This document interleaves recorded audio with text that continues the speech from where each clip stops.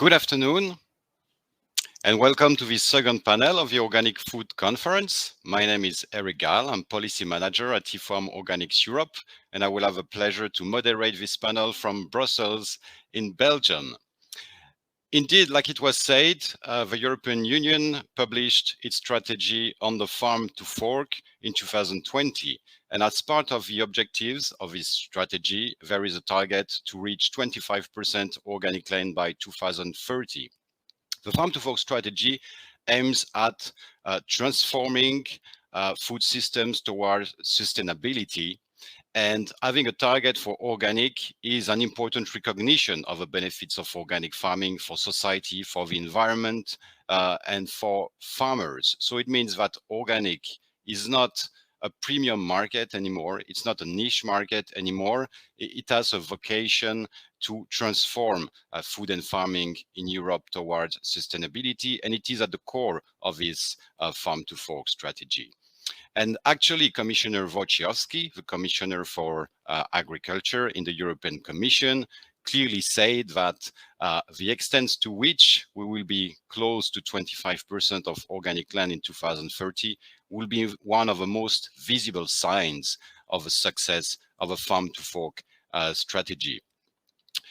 At IFOAM Organics Europe, we've always said that this objective of 25% is ambitious, but we believe that it is achievable with the right public policies in place to increase both the production of organic food, but also the demand for organic food and the organic market.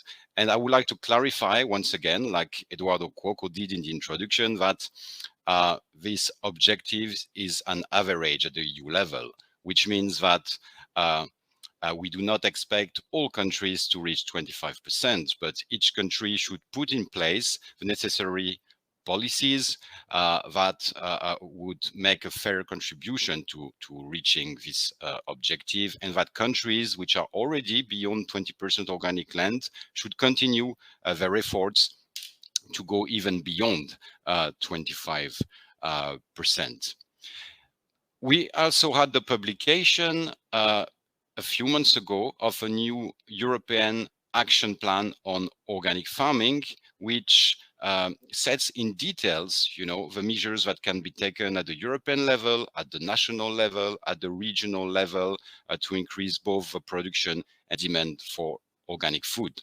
But beyond public policies, this document, the Farm to Fork strategy, the organic action plan, make it clear that we need a whole production chain approach to upscale organic farming.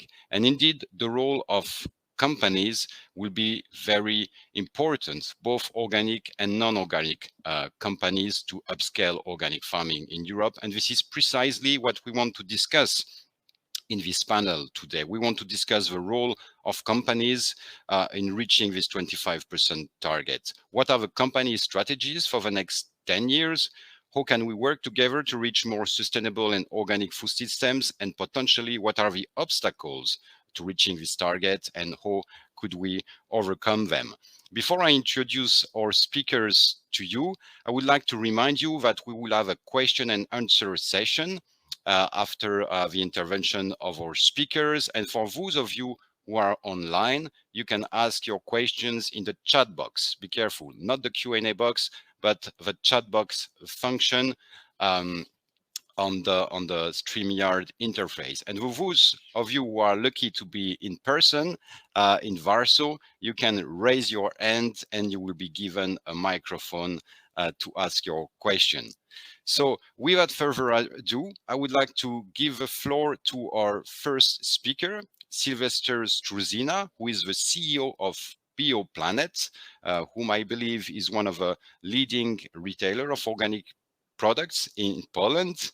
And he is also the CEO of a Polish chamber for organic food.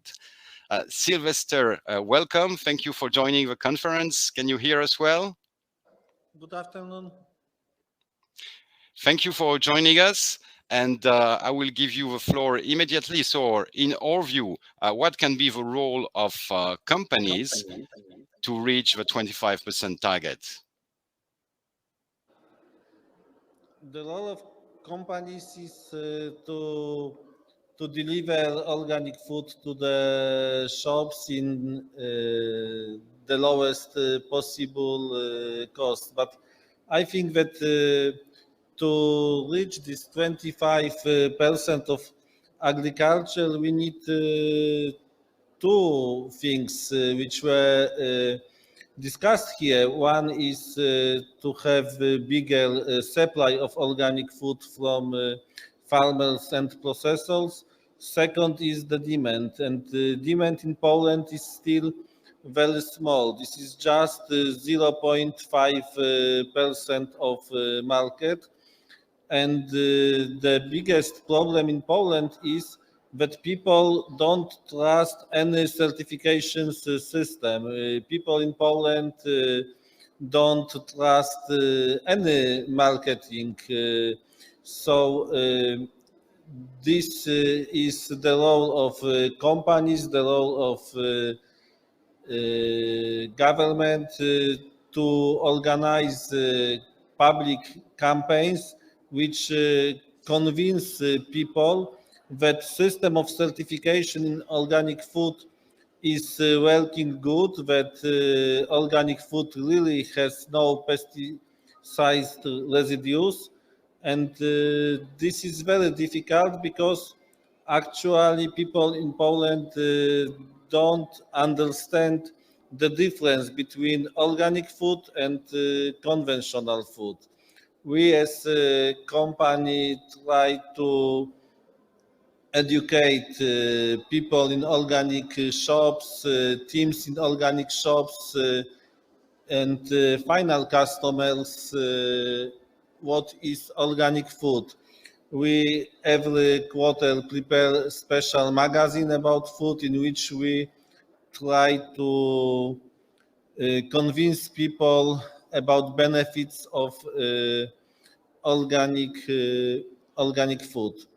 But second very important thing is lack of enough supply of organic food from farmers. And here in Poland, we have just 3.5% of organic agriculture, and many farmers don't have enough knowledge how to produce food in organic way. We don't have advisors of organic food which can help farmers to start organic production. So we have very long way to achieve the targets, but the market is still very small, but this is increasing, and we are optimistic that we can achieve this. But I think that if we achieve 10% in 2030, it will be very big success. 25, we need much more time in Poland. Thank you.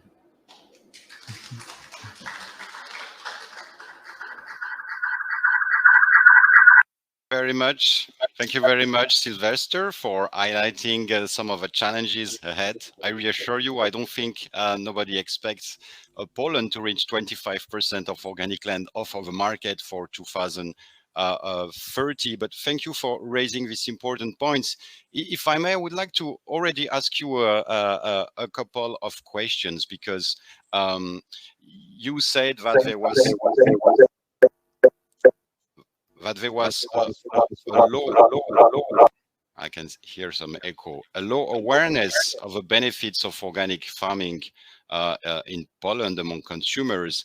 And we often hear that, you know, we need to convince farmers to convert to organic, but to a large extent, we also need to convince consumers to convert to organic. And very often, baby food is one of the entry points for people to start getting interested in organic. Do you see this specific product segment playing a role in giving opportunities to explain to consumers what organic food is about? Tutaj bardzo źle słychać. To jest nie słychać, co on mówi. Jest, Okay, I'm not sure that Sylwester has heard the question. So maybe I will keep the questions for later. And I can now move to our second speaker, because with us today, we also have Barbara Altmann, who is the head of strategic securing of raw material at Rapunzel Naturkost. Hello, Barbara. Hello from Bavaria, southern part of Germany. Hello. Thank you very much for joining us at the Organic Food Conference. I think Pleasure. most of us know Rapunzel and the delicious products that you have. In your Thank you. perspective, what should be the role of companies like Rapunzel to reach the 25% targets, and what do you see on your side as challenges also? Yeah, thank you. I think there can be a big role. Actually, this was always the private sector developing the organic market in Germany. So as far from the companies as well from the organic agricultural part. And we have now 10% organic in Germany. We have nearly 15 billion euro turnover for organic, 35,000 organic farms in Germany. And Rapunzel as a company is existing for 47 years now, since the 1970s. We have a turnover of about 260 million euro last year. And half of the turnover, you could say, the raw materials come from Europe. We have mainly sourced them, what Europe is concerned, from Germany, but as well, very important delivering country is Italy, and at the same time, Spain or France. And there is a focus as well with the growth of the company. I would like to say we can already have a growth of the organic sector. We have products like cereals, like oats, especially from Germany, from Bioland and Naturland farmers. We have, as an example as well, cooperations with NGOs in Europe, for example, the Nature Biofund, and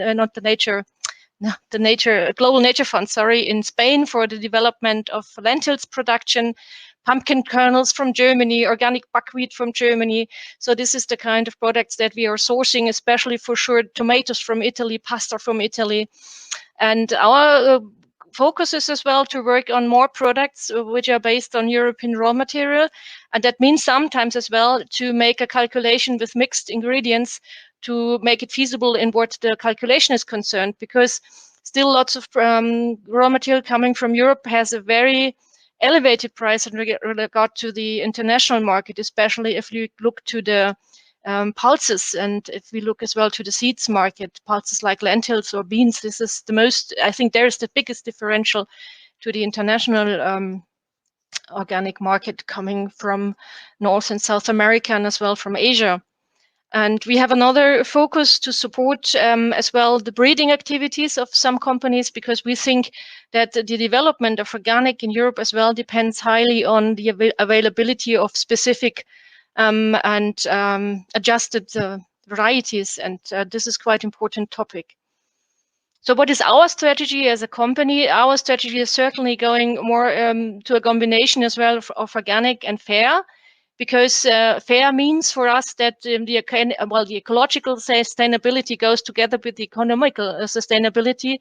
This was always the idea of the organic movement of the 70s and the 80s of the last century.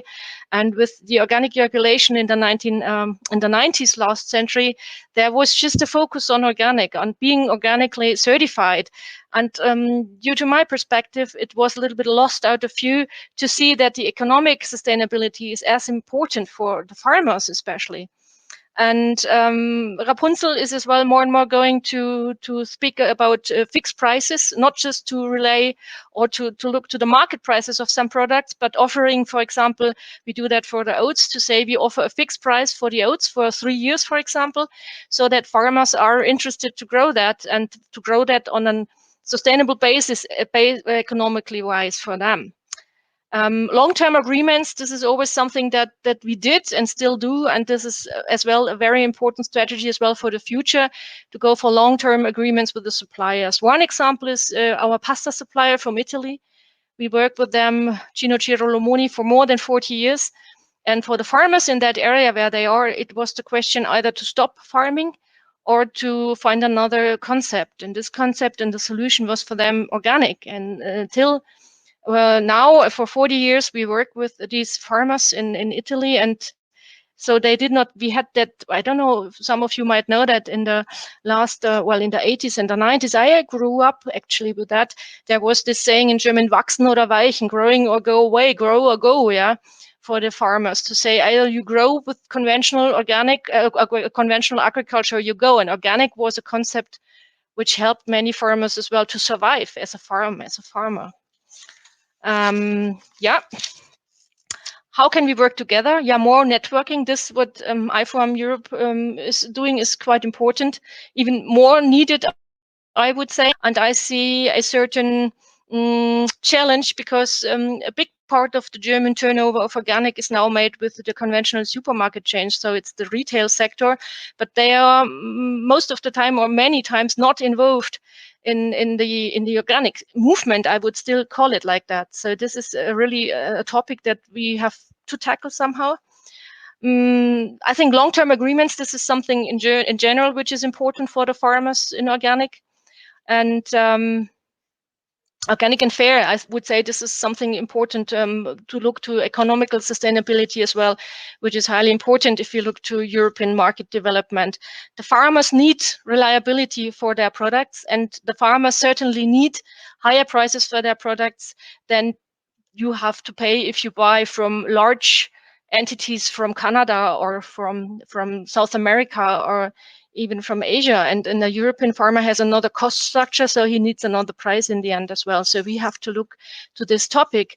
And which obstacles do we have to reach the targets? Well, this is going together with the price.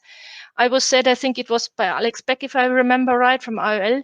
He told me that the European Union is importing as much organic grains, cereals that we are producing by ourselves. So if we look to such a figure, that is already a very easy, somehow easy topic to start, starting point. But at the same time, there must be the acceptance of the price. If there is not as much product imported, we will have another price structure.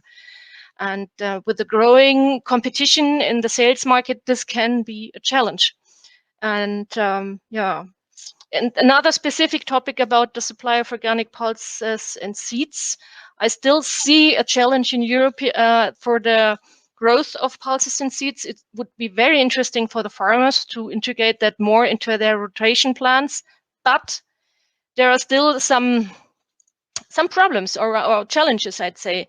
Sometimes the conditions are not fitting. The farmers tried somewhere, but maybe the variety is not the fitting one.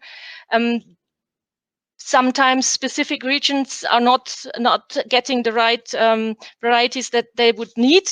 Farmers are still lacking know-how and techniques. This is something that I said I saw several times in Europe. If farmers tried to produce, for example, organic beans on an economic scale, and we have still, and this is a very important topic for me, a difficult local infrastructure or regional infrastructure for the drying, for the cleaning, for the storing of organic products. And sometimes we have regions where this works quite well, and sometimes it is nearly not existing. So a farmer with his tractor does not drive 30, 40, 50 kilometers to bring lots of product to some cleaning facility or somebody who is certified organic for the drying. Yeah, so he needs it on the spot. He needs it locally. And even in Bavaria is a part of Germany where lots of organic farmers are. But even in Bavaria and some regions, we still have this lack of infrastructure. And there is and was conventional infrastructure. There are mills, there are cleaners and so on, but the smaller ones give up. So there is still a structural change, but there is not yet the ability to use it then for the growing of the organic. Yeah, but it would be highly needed. And this is something which is sometimes as well about private initiative, but as well, I think the government or local institutions could support that. I see in Germany lots of farmers, conventional farmers as well, who would like to change to organic. I know as well lots of consumers who buy from time to time organic. And on both sides, I would say there is lots of capacity about the farmers who would like to change to organic, but they don't see yet the the security they would need in the long term for the economic part. And sometimes it's still, as I said before, the lack of local infrastructure. But there is lots of willingness to do more about organic from farmer side and from consumer side. And this is why I personally think we can reach the 25% in Europe and even in Germany, especially maybe. But we have to do the right things. And I think the European Union maybe is more about making the right rules. Yeah, it's not just about giving money or distributing the money, and it's not all about subsidies. For sure, subsidies need to be used in the right way, but I think the support of the private initiatives, the organic grew especially with the private initiatives. So we have to see where are good initiatives, where people need support and to do something. And sometimes it's just needed to do small things. It's just needed to have the right framework, and then things can go ahead. Yeah, then the topic about the breeding, the organic breeding, I think this is quite an important topic. They are needing more money, and this money needs as well to come from the sector, I think. And we see the same situation. Mainly the trade is not involved, and there are just a few companies supporting the organic breeding activities. But on the other hand, in the long run, for the development of the organic, we highly need that. And so I think this is as well some obstacle that we still have. What we do to overcome the obstacles as Rapunzel, we are having some kind of risk management. We do not normally source European products from the same regions. For example, flaxseed, we source it from different countries because with the weather changes, with the climate change, we see risks that we can't get the product that we need every year from the same region. But so we have to have different suppliers in different regions. Support of local infrastructure, post-harvest activities. Yeah, this is quite an important topic that I said that has to be supported. And yeah, what else? Yeah, I think, yeah, the topic that we talked about always is the rebuild of the food sector, the rebuild of the food industry. If we think about the rebuild of the food sector, I think as a society and as well as an economy, we have to accept somehow that there's a rebuild of the upstream market of agricultural sector. So about chemical industry, market of agricultural machinery as well. Yeah, it's not always that the biggest machinery is that which one is the best for the organic cultivation. So this is sometimes something that the society has to accept, and as well the economy has to accept. A change of food industry just goes together with the change of the structure of the food industry, not just in what processing is concerned and what market is concerned, but we have as well to look at this upstream market of agricultural sector. Yeah, and there is politicians are sometimes not accepting that because they fear that they lose important market. Yeah, but I think this is a preconditions if we want to develop, and if we want to really to have a change of the food sector. Thank you. Thank you, Barbara, for his very detailed and comprehensive analysis of both the challenges and the way forward as well. It was very interesting, and thank you for mentioning the importance of breeding, which is a priority for the European organic movement to develop organic plant breeding. But as you say, it's typically one of the aspects where the involvement of the whole production chain downstream and companies like yours is very important as well. And you also mentioned fairness, which is one of the key principles of organic farming, Exactly. which is not regulated because the European regulation is not about that. But here as well, I mean, like you said, many companies are making long-term contracts with farmers with price guarantees as well to ensure a fair remuneration. So I will have plenty of questions for you, but I will keep them for the Q&A session. So thank you very much, Barbara, and see you again in 10 minutes. And thank you again for your detailed overview. And now I would like to give the floor to our next speaker. So I have a pleasure to welcome Alessandro Tramontano from the Fileni Group. Hello. Hello, Alessandro. hello, Eric Gall. Where are you calling us Thank from? you very much for your invitation, and hello from Italy. If you want, I can share my presentation. Yes, please. Okay. Okay, well, at this point, I'd like to introduce you to the Fileni company. Fileni was born 50 years ago in the Marca region in the center of Italy and was founded by Giovanni Fileni, president of Fileni Group.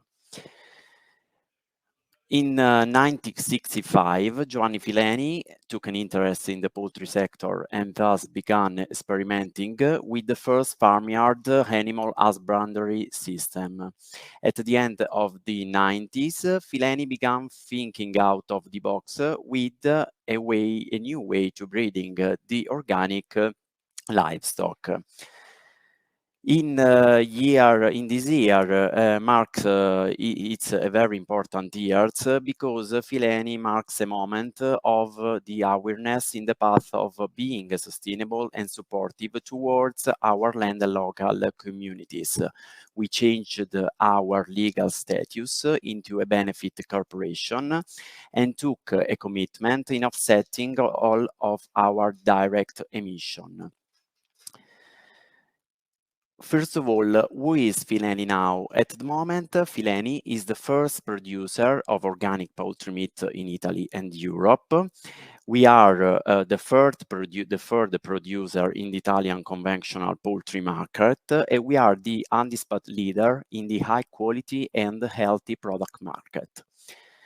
The aims of Fileni, we can see in this slide, the turnover of Fileni, 450 million euros, the quantity of meat in this year, more or less 130 million of kilogram of meat.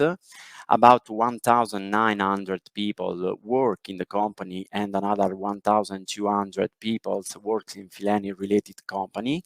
The company currently has 7 production plants and about 300 breeding centers dedicated to the production of conventional and organic poultry meat. So we can see our selling point, our channels, our commercial aspect. For example, mass retail, normal trade, large scale retail, wholesale, food service, other, for example, Horeca. We can say that the Fileni supply chain is totally integrated. Fileni poultry meat supply chain is made by breeders and incubation plants, feed mills, breeding farms, processing, and retailers. Fileni, in compliance with the requirements of the European Green Deal and the Farm to Fork strategies, how does the company take action towards a sustainable production approach? Our production plants have gone carbon neutral since 2020 by purchasing renewable electricity and offsetting our emission. Around 32% of the breeding surface is assigned to organic rearing.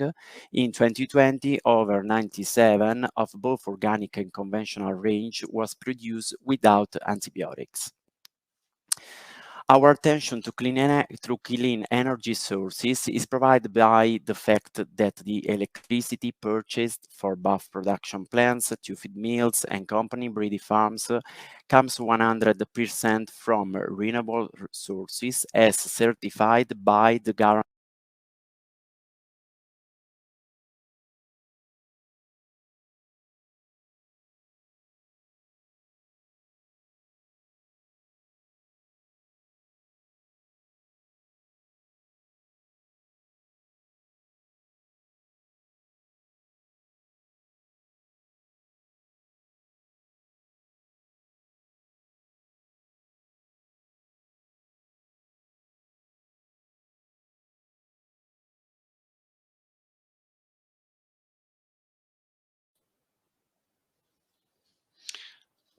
Alessandro, I'm sorry, but I'm not sure we can hear you anymore. It seems we have a sound problem.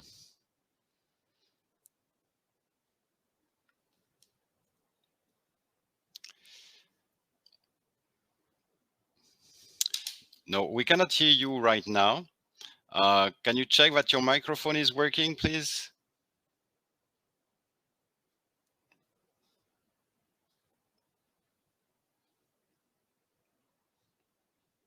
No, I can still not hear you. I'm not sure whether our audience can hear you or not.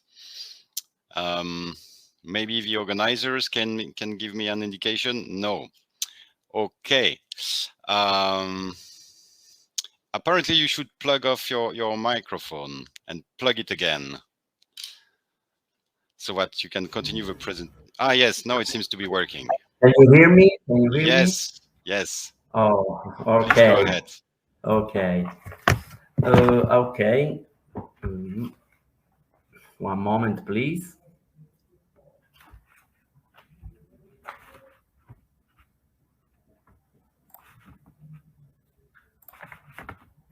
Okay, what does organic agriculture mean in Fileni? The company has been certified organic since 2001 and since 2060 direct cultivation by organic regenerative agriculture is started, and Fileni in this moment has a numerous contract with organic farmers, about more or less 1,000 hectares.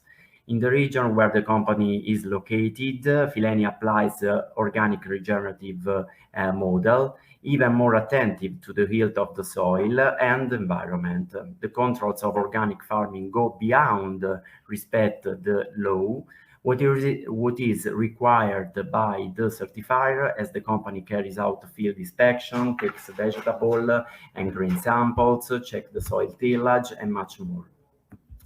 Green, circular, ethical, just 3 words to describe our organics farms. Within the concept of the sustainability, in addition about economic and environmental aspect, there is also the social sphere. For several years, the company has activated various welfare initiatives in different areas such as healthy, such as mobility and education.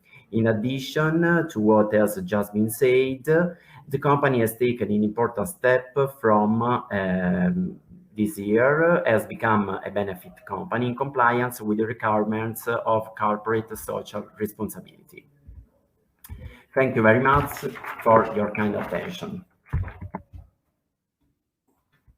Thank you, Alessandro, for the very interesting presentation. And maybe I already have 2 questions for you.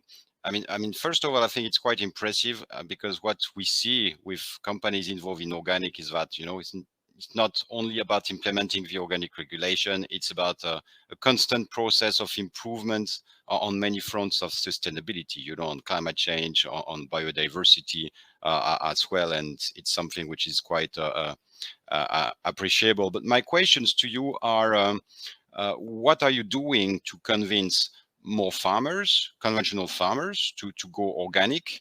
Do you have experience in this respect? And do you see, is it something that you consider necessary for you to do as a company to increase the offer and to reach the 25% target? And my second question already is, do you see a specific challenge in terms of the availability of animal feed in organic quality? Okay, I try to add this. It is very important to stimulate the organic producer, especially where the organic producer is a new entrepreneur. In this moment, in the Marco region, we are 22% of arable land dedicated to organic production, and this is very important because the conventional entrepreneurs is very attracted by this type of development in this territory. Especially it is important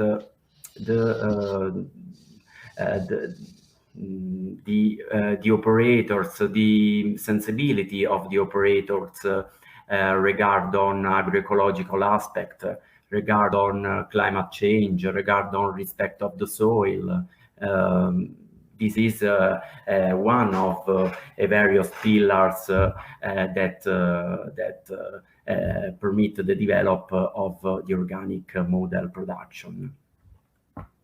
Okay, thank you very much, Alessandro. I will have more questions to you in the Q&A session as well, but I now want to introduce our last speaker before we go to the questions. And this is Chiara Faenza, who is responsible for sustainability and values innovation in the quality department at Coop Italia, one of the leading organic retailers also in Italy. So welcome, Chiara.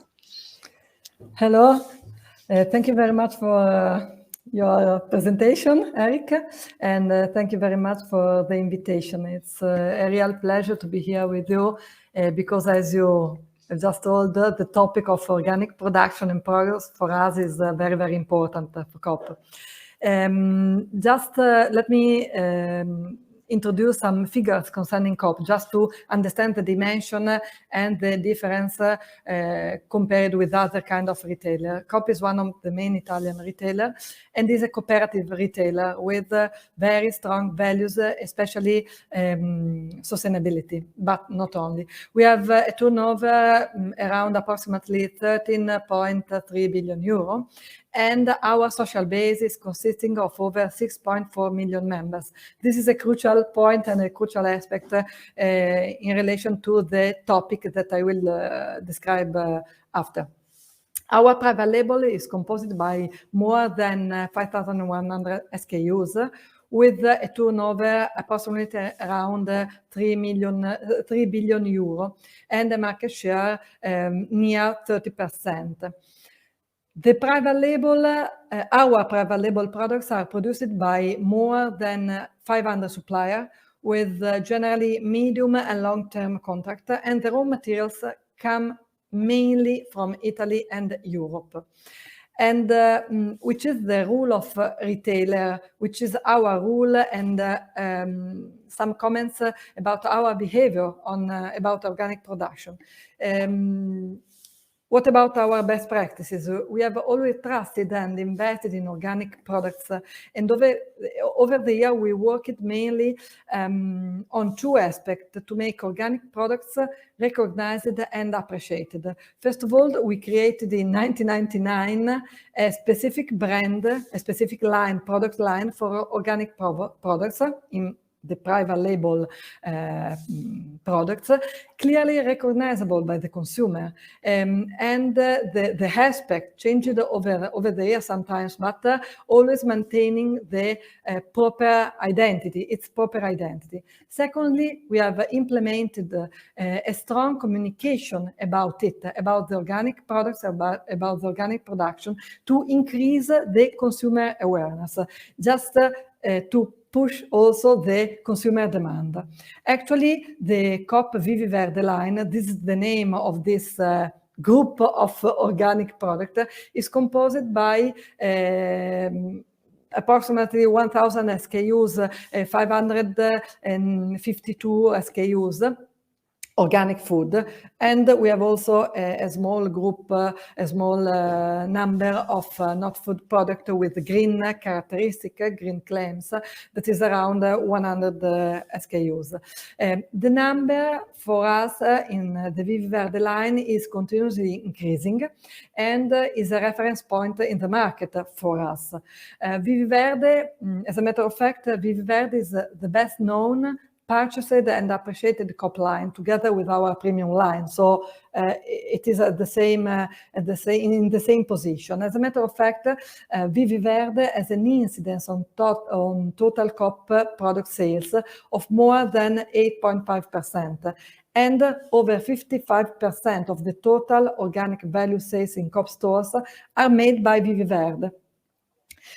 We are actually still pushing on organic products in terms of number, both implementing the number, of course, of organic SKU with the private label brand, and with our communication activities.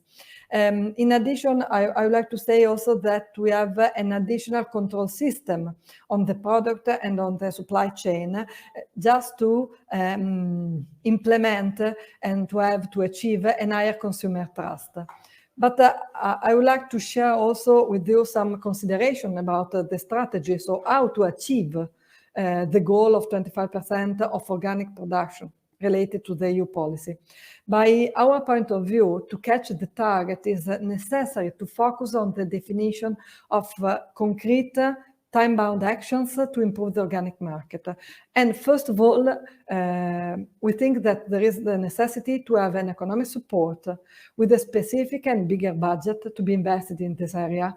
And the economic support should focus also on marketing aspect, on marketing and demand support to tackle the consumer intention to buy. That could be a very important driver by this point of view. Because we think that the current growth trend of biological surfaces at the EU level is not sufficient to achieve the goal defined by the European community, and will be important to have a multi-action and actor strategy. So to have a simultaneous increase in consumption and in demand for organic products, and every part of the supply chain must do something and must contribute to support this difficult path. Next PAC, 2023-2027, we think will be crucial and should necessarily consider the organic topic in the central point and as a priority. The future PAC, of course, will consider this goal, thus going through to structure, measure, and tools aimed at strengthening organic farming. And for the first time, organic farming can also find support in indirect payments.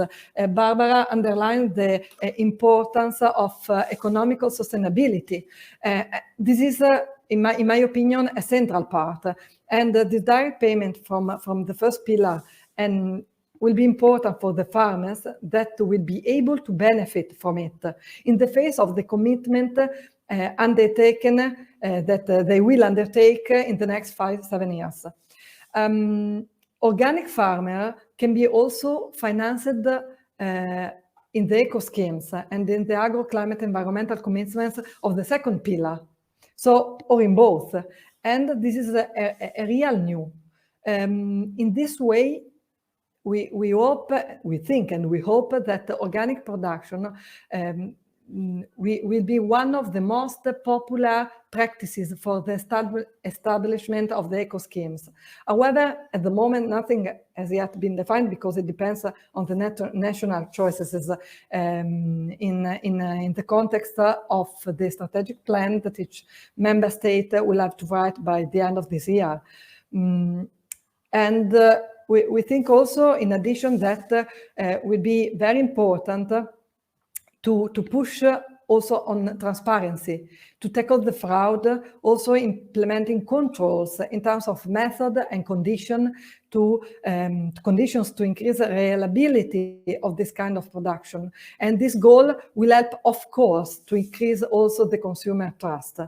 This aspect is the reason why, at the same time, it's necessary to implement institutional information consumer campaigns. I think Sylwester at the beginning noted this point, because consumer awareness, from our point of view, and the intention to buy is crucial. Is crucial and is necessary to be considered as a driver for the organic market and sales, and consequently the production along the production supply chain. The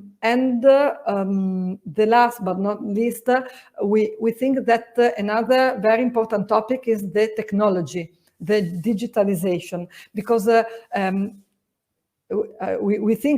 think that it will be very important to invest in these aspects, on this topic.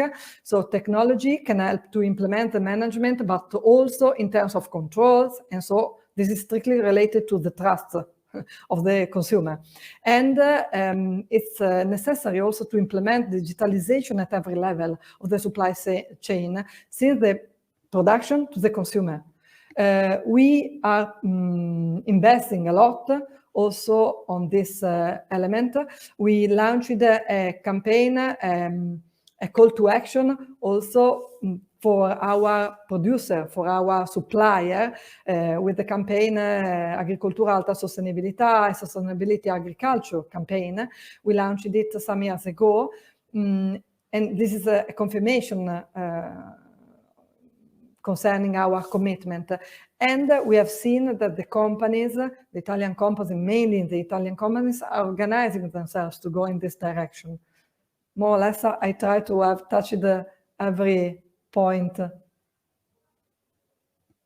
you very much, Chiara. Another very rich intervention. So thank you very much for that. And thank you for mentioning the importance of a common agricultural policy as well, which will play a key role. And I must say, what we're seeing now, as national governments are preparing, the CAP strategic plans on how they will use the CAP money for the new CAP, we are a bit concerned that we see a lack of ambition in many countries, or a lack of proper support for conversion and rewarding organic farmers for the benefits they deliver. And I want to stress this point because I think it's very important that companies also do advocacy towards the national governments, and that it's not only organic farmers associations. We explain the government why it is so important to have public policies and to have CAP support for the development of organic farming as well. So thank you for mentioning that as well. And thank you for mentioning digitalization too, which can be one of the aspects that can contribute to the 25% objectives. So we still have some minutes for our Q&A session. So I think all our speakers have highlighted the key role of companies and of the private sector in upscaling organic farming, the key role that they've had historically and the key role that they will have in the future, but also in combination with proper public policies and to support the development of organic farming on all the points you mentioned. There are so many points we could start with. Let's start about maybe how do we convert more consumers? You've all talked about the importance of raising awareness on the benefits of organic farming, the importance of communication campaigns that you can do as companies, either as processors or as retailers as well. We were reminded in the introduction that the European Union has dedicated an unprecedented budget to promotion policies of organic products as well. So there might be some support, like Chiara was saying, economic support for such activities as well. Maybe let's start with this aspect, and I don't know if Sylwester is back with us, because I would like to hear from you, because you've insisted on the importance of this aspect, especially in Poland. And my question was, what do you see as opportunities to do more communication, to inform more consumers about organic, and in particular, do you see a specific role for baby food, for example? Sylwester. So, in my opinion, very important is cooperation between companies, farmers, distributors, producers, and shops. So together in Poland, we decided to have a Polish Chamber of Organic Food, because any one company cannot communicate very good the benefits of organic food. We need bigger campaigns, and this promotional campaign we plan to organize to do by this Chamber of Organic Food. In Poland, many consumers start with organic food when woman is pregnant or woman has very small child. So the market for food for infants is really big. This is very big part of organic food in Poland, and many people understand that when woman is pregnant or when a woman is has a very small child, and when the small child is starting to eat first food, people prefer to start with organic food, but we need to convince them how to continue to eat organic food. Not only that organic food is not only for infants, but this is for everybody. Indeed, thank you, Sylwester. And with the minutes we have, I want to address a question to all our speakers at the same time. Maybe if you could say a bit more on 2 points. I mean, on the one hand, you raised the importance of fairness. You know, it's important that farmers who you know, transform to organic and commit to producing with the organic rules, get fair prices, a fair remuneration. At the same time, if we want to upscale organic and increase the demand, there's the issue of price, of course, for consumers. So my tough question for you all is, how do you resolve this apparent contradiction? You know, on the one hand, ensuring fair remuneration for farmers, and on the other hand, ensuring the accessibility of organic products for more consumers. And I will ask you also to react on another point, which was mentioned by Barbara. You know, the lack of infrastructures can be a problem. And we often hear from our friends in Denmark, for example, that what was very important in increasing organic production was the investment in the capacity building of the organization representing organic, and work on the structuration of the supply chains precisely. So can you say what could be done in your perspective on these two fronts, please? And maybe we start now with Barbara. So hello again. So for both questions you want to say, for the fairness, yes, the fair remuneration of the farmers and the accessibility of for the consumers. I think actually if we take the current prices that are paid for German or European cereals, I think there can be a good and fair price for the consumers at the same time. We show that already for many years. This is how the German market especially started. It started with the cereals. And so it is feasible. And it's just a question, I think it's a question as well from processors and the trade. What do they want to earn as well? This is an important question. But the calculation as it could be, I think it works. I think we have to avoid, for the cereal prices, we have to avoid that the prices go down. That's already quite important. And because then it will be more difficult for the smaller farmers to survive in that market if we have a big pressure on prices.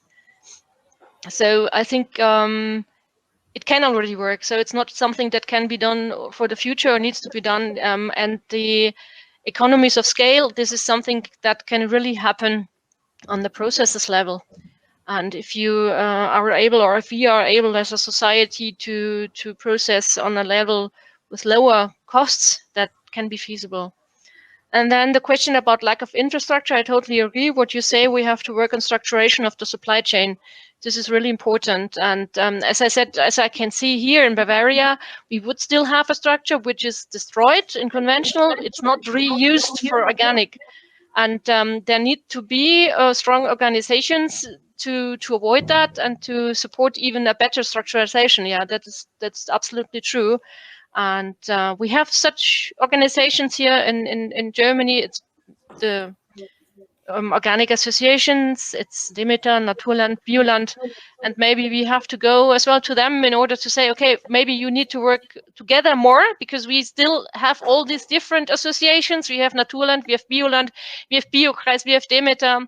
For sure, Demeter is something special, but for the rest, I would sometimes wish that they cooperate more. They do more networking, but with the market, now they are in the markets as Bioland, they're in the markets as Naturland, and this is seen as a brand. This is seen as a well-known brand, so everybody wants to go his channel, yeah. but they have to cooperate. I think in Germany especially, they need to cooperate more. This is certainly a very important topic for me. Apart from what they do in the market, it's very important on the farmers level to cooperate much more than before. If not, we cannot we cannot achieve that structuralization that we really need. A very clear message. Thank you, Barbara. Alessandro, what's your view on these 2 points? You know, fair remuneration and good prices for consumers and supply chain structuration.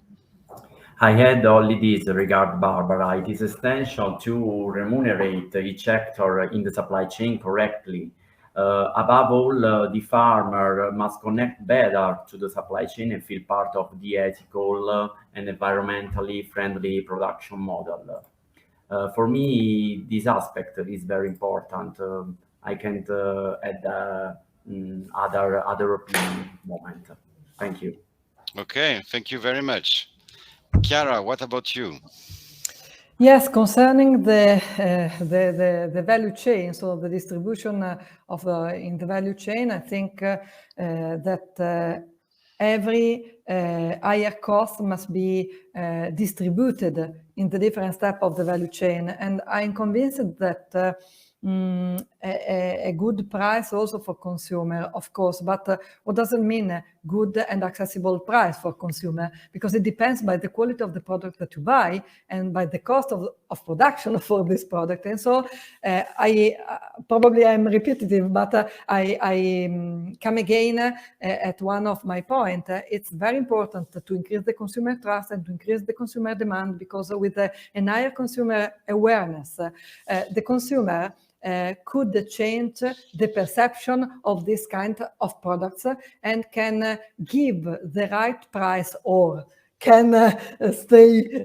nearer to the right price of the product and could be available to pay a certain price. Of course, a good price with the distribution of the higher cost along the supply chain. And concerning the lack of structure that Barbara underlined, I think that with an economical support by the European community and a good, it will be able to find a good solution also to solve this lack in terms of infrastructure, because the farmers, but not only the farmers, especially all the actors, the stakeholders in the supply chain,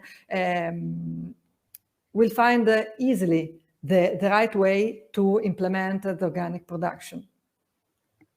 Indeed, so we go back to the necessity of having the whole organic sector asking the national government to ensure that some of the CAP money can be used for the structuration of supply chains. Sylwester, I want to finish with you, who are with us from Warsaw as well. I mean, you told us very good news about this Polish Chamber of Organic Agriculture. How do you see the opportunities to have more cooperation between all the Polish operators, and how do you see these opportunities to better structure the supply chains in Poland as well? In Poland, still supply chain is very small, and this is something which from which the costs of delivering organic food to shops and to final customers are really high.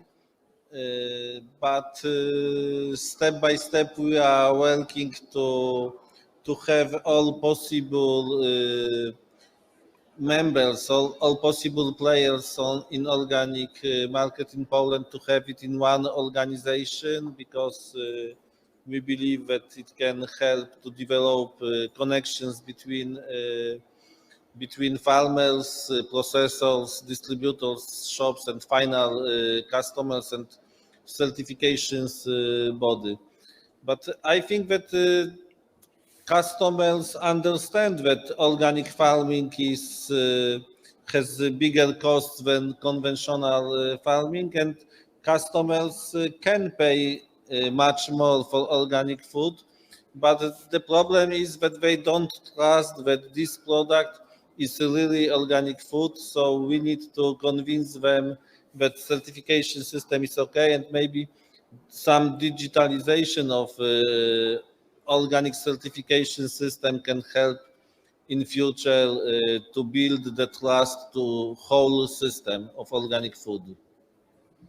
Okay, very good. And maybe also open field days on farm, like they do in Denmark, it seems as well, where consumers can directly go to the farm. So our time is up, but I want to thank you all very, very much for your very positive messages as well. I mean, your honesty about the challenges, but also your proposals as a way forward. I think it's good to see that also among companies, there are clear views on how we can make progress, both in terms of implementing the principles of organic farming, but also in upscaling the production and the market. And yes, cooperation is key, communication is key, among other things, and the mobilization of all the operators towards governments to ensure that we have public policies that support all these great dynamics and energies in the private sector to further develop organic farming. So I want to thank you all very much, Barbara, Chiara, Alessandro, and Sylwester, for this very rich session. And dear audience, it's time for a short break now of 20 minutes. And after the break, we'll go back to another session, this time on sustainability and nutrition labeling initiatives, which will be moderated by my colleague, Sylvia Schmidt.